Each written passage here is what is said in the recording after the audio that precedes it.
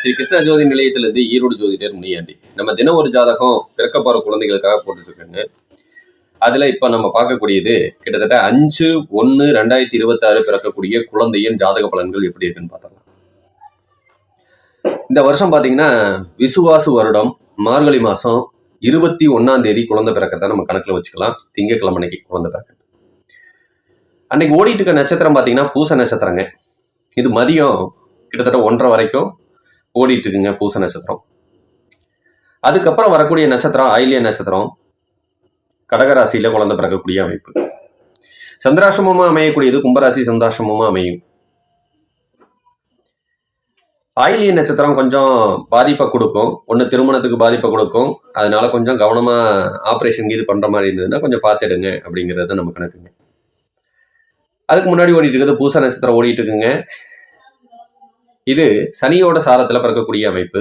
அதுக்கப்புறம் பாத்தீங்கன்னா ஆயில்ய நட்சத்திரம் புதனோட சாரம். நல்ல புத்திசாலித்தனத்துக்கு சொந்தக்காரங்க, அன்புக்கு சொந்தக்காரங்க, பாசத்துக்கு சொந்தக்காரங்க தான். அதுல எல்லாம் மாற்றம் இல்லை. சந்திரனும் ஆட்சியில உட்கார்ந்துருக்கிறதுனால கொஞ்சம் மனக்குழப்பத்திலே எப்பயுமே இருப்பாங்க. எதையும் நம்ப மாட்டாங்க அப்படிங்கிறத நம்ம புரிஞ்சுக்கணும். நட்சத்திர நாம எழுத்துக்கள் என்னென்ன இருக்கும் அப்படின்னு பார்த்தோம்னா ஹி, ஹே, ஹோ, டா இந்த பெயர் நம்மளாம் தாராளமா வைக்கலாங்க. திதி அப்படின்னு பார்த்தீங்கன்னா திதியை திதி. யோகம் பார்த்தீங்கன்னா விஸ்கம்ப யோகம். கரணம் பார்த்தீங்கன்னா கரசை கரணம். ஆட்சி கிரகம் சந்திரன் இருக்குங்க. உச்சமும் நீச்சமும் எந்த கிரகமும் இல்லை. பரிவர்த்தனை பார்த்தீங்கன்னா குருவும் புதனும் பரிவர்த்தனையில் இருக்கிறாங்க. பஞ்சபட்சின்னு எடுக்கும்போது ஆந்தை தான் பஞ்சபட்சியாக வரக்கூடிய அமைப்பு. குபேர புள்ளின்னு எடுத்துக்கிட்டோம்னா அனுச நட்சத்திரம் விருச்சிக ராசிலையும், அதிர்ஷ்ட புள்ளி பூராட நட்சத்திரம் தனுசு ராசிலையும், துருதிஷ்ட புள்ளியும் அதே பூராட நட்சத்திரம் தனுசு ராசிலையும் அமையக்கூடிய அமைப்பு நல்லா இருக்குங்க.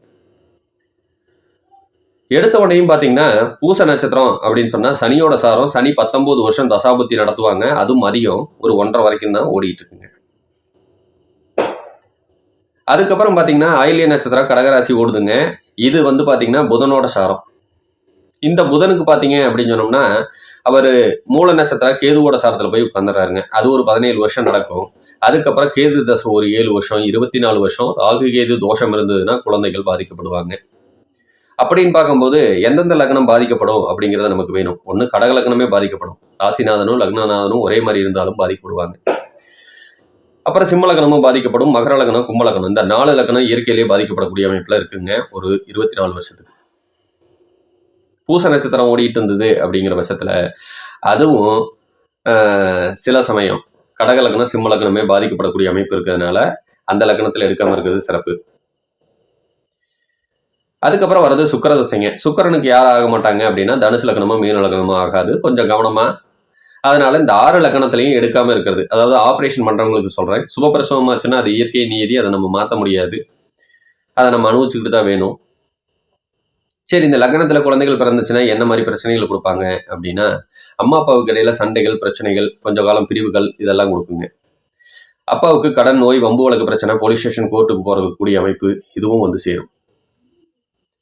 அப்பா சும்மா மட்டும் இதெல்லாம் அனுபவிக்க மாட்டாங்க. பிறக்கிற குழந்தைகளோட பலனை பொறுத்து தந்தை பாதிக்கப்படுவாங்க அப்படிங்கிறது தான் நிதர்சனமான உண்மை.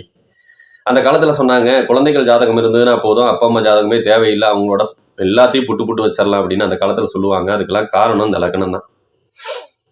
அதோட தசாபுத்திகள் தான் நமக்கு வாழ்க்கையில கஷ்டங்களையும் நஷ்டங்களையும் சில சமயம் யோகங்களையும் கொடுப்பாங்க. நான் சொன்ன இந்த 6 லக்னம் தவிர்த்து மற்ற 6 லக்னங்கள் யோகத்துல இருக்கக்கூடிய அமைப்பு தான். கிட்டத்தட்ட குழந்தை பிறந்ததுலேருந்து ஒரு 30 வருஷம் யோக காலமாக நடந்துருச்சுன்னா எப்படிப்பட்ட தந்தையையும் அது நல்ல இடத்துல கொண்டு உட்கார வச்சிரும் அப்படிங்கிறது தான் இயற்கையின் நியதியே. அதுதான். அதை முதல்ல புரிஞ்சுக்குங்க. சரிங்களா? நான் கடவுளை நம்ப மாட்டேன், வைக்க மாட்டேன். அது உங்களோட விருப்பம். அதை பற்றியெல்லாம் நாங்கள் ஒன்றுமே பேசவே இல்லை. சரிங்களா? இந்த வீடியோ போய் சேர்ற உங்களுக்கு நல்லது நடக்கட்டும் அப்படிங்கிறதுக்காகத்தான் நாங்கள் சொல்கிறோம். ஏன்னா இது மூலியமாக நமக்கு 10 பைசாக்கு பிரயோஜனம்லாம் கிடையாது. நீங்கள் ஏதாவது ஜாதகம் பார்க்க வந்தீங்கன்னா தான் அது மூலியமா ஒரு ஜாதகத்து மூலியமாக ஒரு 200 ரூபா கிடைக்கும். அவ்வளவுதான். சரிங்களா? எடுத்துக்கிறதும் எடுத்துக்காததும் உங்களோட விருப்பம் தான். அதை பற்றி நம்ம ஒன்றும் பேசலை. சரி, இந்த ஜாதக ரீதியா, அதாவது அன்னைக்கு பிறக்கிற குழந்தைகள் ஜாதக ரீதியா என்னென்ன பலன்களை அவங்க அனுபவிப்பாங்க அப்படிங்கிறதையும் ஒரு பார்வை பார்த்துருவோம். கொஞ்சம் தோல் சம்பந்தப்பட்ட பிரச்சனை, நரம்பு சம்பந்தப்பட்ட பிரச்சனை கம்பல்சரி ஏற்படுங்க. ஏங்க நல்ல நேரத்தில் எடுத்தாலும் அதெல்லாம் வருமா அப்படின்னா தாராளமாக வரும் தான். ஏன்னா அந்த கிரக சூழ்நிலைகள் நமக்கு உண்டான நோய் நொடியையும் பிரச்சனையும் கொடுக்கணும். மனிதன் எவன் ஒருத்தன் பூமியில பிறந்தாலும் இறப்புங்கிற ஒன்றை சந்திக்கணும். அதுக்கு கிரகங்கள் வேலை செஞ்சுதான் ஆகும். அதில் மாற்றம் இல்லை. அப்படின்னா நோய் நொடி வரக்கூடியது வந்தே தீரும். தோல் பிரச்சனை, நரம்பு சம்பந்தப்பட்ட பிரச்சனை ஏற்படும், படிப்பில் தடை ஏற்படும், 8வது வரைக்கும் பார்த்தீங்கன்னா கல்வியில் தடை ஏற்படுத்தக்கூடிய அமைப்பு. நல்ல புத்திசாலியாக தான் இருக்கும், ஆனாலும் கல்வியில் தடை இருக்கும்.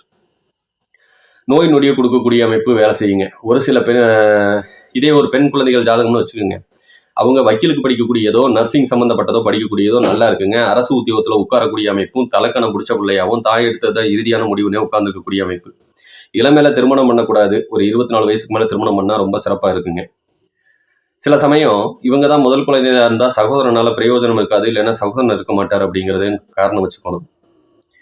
இதே 2வது குழந்தையாக இருந்தால் மூத்த சகோதரனுக்கு பிரச்சனை இல்லை, லாபத்தில் தான் இருக்கக்கூடிய அமைப்பு. சரிங்களா? அடுத்தது பார்த்தீங்கன்னா பிள்ளைக்கு ஒரு 12 வயசு ஆகும்போது ரத்த குறைபாடு பிரச்சனை, முதுகு தண்டுவட பிரச்சனை இதெல்லாம் ஏற்படுங்க. அதுவும் கொஞ்சம் கவனமாக இருக்கணும். டஸ்ட் அலர்ஜி, வீசிங், மூச்சுத்திணறல் சம்பந்தப்பட்ட பிரச்சனையும் வந்து சேரும். பிரம்மகத்தி தோஷம் இருக்கிறதுனால தந்தையால் எவ்வளவு சம்பாரிச்சாலும் மிச்சம் பண்ணி வைக்க முடியாத சூழ்நிலை எடுத்துகிட்டு போயிடும். அதுக்கும் கொஞ்சம் கவனமாக இருக்கிறது நல்லது. தாய்க்கும் உடல்நலம் கொஞ்சம் பாதிக்கப்பட்டுக்கிட்டே இருக்கலாம். அம்மா நல்ல ஒரு புத்திசாலி, ஆசிரியராக இருக்கக்கூடிய தன்மை வரைக்கும் எடுத்துகிட்டு போகுதுங்க. இதே ஒரு ஆண் பிள்ளை ஜாதகமாக இருந்ததுன்னா கொஞ்சம் சோம்பேறித்தனத்துக்கு சொந்தக்காரனாக இருப்பான். அவனுக்கு டஸ்ட் அலர்ஜி, வீசிங் சம்மந்தப்பட்ட பிரச்சனையை கொடுக்கும். விபத்துகள் அடிக்கடி நடக்கக்கூடிய அமைப்பை கொடுக்குங்க. ஒன்று அப்பாவுக்கு கொடுக்கலாம், அப்புறம் குழந்தை பருவத்துக்கு வரும்போது அவங்களுக்கும் கொடுக்கலாம். இதனால் கைகளில் உடைய தன்மையே ஏற்படுங்க. சரிங்களா? தந்தை நல்ல கோபத்துக்கு ரோசத்துக்கு சொந்தக்காரரு. சில சமயம் அரசு சம்மந்தப்பட்ட வேலையிலேயே உட்கார்ந்துருக்கக்கூடிய அமைப்பு நல்லா இருக்குது. நாளைக்கு வரக்கூடிய மனைவியும் பார்த்தீங்கன்னா அதிகாரத்துக்கு சொந்தக்காரி மனைவியை வந்து அமைவாங்க. அரசாங்க உத்தியோகத்தில் இருக்கக்கூடிய மனைவி பின்னும் பிறகு இவனுக்கு வாழ்க்கையில் அமையும் போது வரும். இவனுக்கு ஆணுறுப்பு சம்மந்தப்பட்ட பிரச்சனை வரும். ஏதாவது ஆஸ்பத்திரி வரையத்தை அதுவும் வைக்கும் அப்படிங்கிறதையும் புரிஞ்சுக்கணும். நல்ல புத்திசாலித்தனத்துக்கு சொந்தக்காரன் தான், நான் படிக்க மட்டும் மாட்டான் அப்படிங்கிறதையும் எடுத்துக்கலாம். குழந்தை பிறக்கிற நேரம் தந்தைக்கு ஏதாவது லாபத்தை கொடுக்குமா அப்படிங்கிறத நம்ம பார்க்கலாம். அப்பாவோ அம்மாவோ அரசு சம்மந்தப்பட்ட வேலைக்கு முயற்சி பண்ணிட்டு இருந்தாங்கன்னா கவர்மெண்ட் உத்தியோகத்தை வாங்கி கொடுக்கக்கூடியதில் பையன் பிறப்பான், பொண்ணு பிறக்கும்.